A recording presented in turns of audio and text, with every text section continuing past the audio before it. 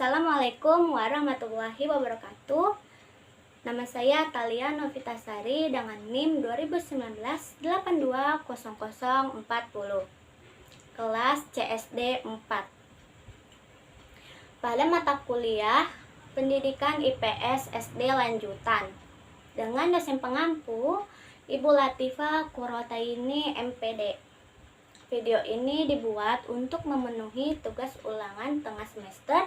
Di sini saya akan membahas tentang tokoh-tokoh sejarah pada masa Islam. Wali Songo berasal dari kata wali, ialah orang yang dipercaya atau orang yang ditugaskan. Sedangkan kata sanga dalam bahasa Jawa ialah songo, berarti nomor 9. Dengan demikian, istilah ini sering disebut sebagai 9 wali. Setiap anggota wali songo saling dikaitkan dengan gelar sunan. Dalam bahasa Jawa berarti terhormat. Wali songo adalah orang-orang yang berjasa penting dalam menyebarkan agama Islam di Pulau Jawa dan di sekitarnya pada abad ke-14. Masa Wali Songo adalah masa pergantian dari masa Hindu-Buddha ke masa Islam. Dari namanya kita sudah tahu bahwa ada 9 wali, yaitu Sunan Gersik, Sunan Ampel, Sunan Bonang, Sunan Derajat, Sunan Kudus, Sunan Giri, Sunan Kalijaga, Sunan Muria, dan Sunan Gunung Jati. Nah, di sini saya akan menjelaskan secara singkat tentang tokoh-tokoh sejarah Islam di Jawa. Yang pertama ada Sunan Gersik. Sunan Gersik juga dikenal dengan nama Maulana Malik Ibrahim, Maulana Maghribi atau Syekh Maghribi, dan Jumadil Kubra. Tetapi masyarakat umum di Jawa lebih mengenal sebagai Sunan Gersik karena beliau menyiarkan agama Islam dan dimakamkan di Gersik.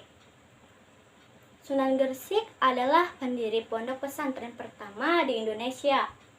Beliau menyebarkan agama Islam dengan bijaksana. Waktu itu penduduk di sekitar Gersik belum beragama Islam. Penyebaran agama yang dilakukan Sunan Gersik dapat diterima dengan cepat oleh masyarakat setempat. Lalu beliau wafat pada tahun 1419, dimakamkan di Gersik.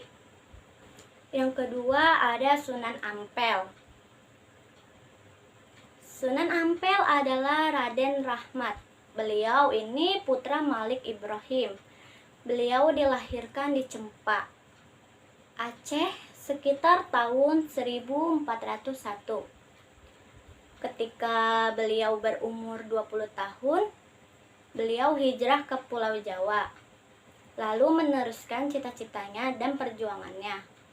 Sunan Ampel memulai kegiatan dakwahnya dengan mendirikan dan mengasuh pondok pesantren di Ampel Denta, dekat Surabaya.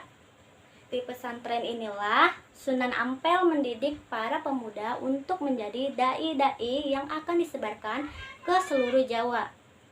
Murid-murid beliau yang terkenal adalah Raden Paku atau Sunan Giri, Raden Fatah, Raja atau Sultan pertama Kerajaan Demak, Raden Makhdum Ibrahim atau Sunan Bonang, Sarifuddin atau Sunan Derajat, dan Maulana Ishak. Lalu selanjutnya yang ketiga itu ada Sunan Bonang. Sunan Bonang ialah penyebar Islam di pesisir utara Jawa Timur. Beliau adalah putra Sunan Ampel. Nama lain beliau adalah Maulana Makhdum Ibrahim atau Raden Ibrahim.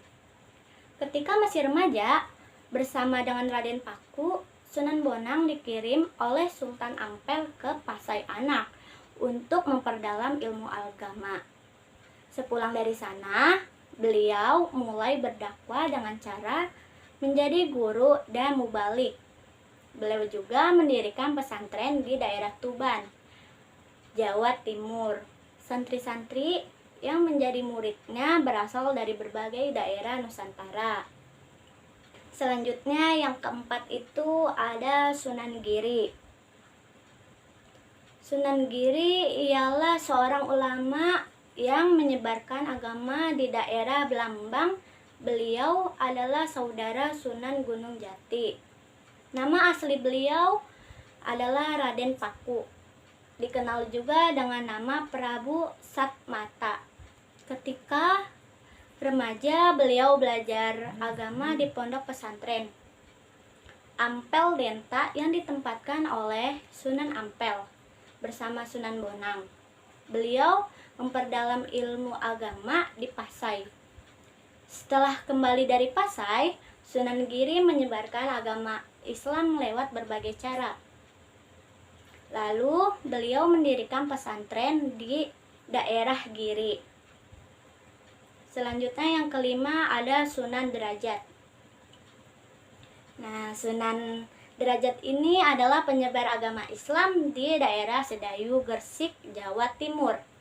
Beliau putra Sunan Ampel dan adik Sunan Bonang. Nama asli beliau adalah Raden Kosim atau Sarifuddin. Namun, kebanyakan masyarakat mengenalnya sebagai Sunan Sedayu. Untuk melancarkan kegiatan dakwah, Sunan Derajat menciptakan satu jenis lagu yang disebut Gending Pangkur. Beliau menjadi Sedayu sebagai wilayah penyebaran dakwahnya. Murid-murid berasal dari berbagai wilayah Nusantara.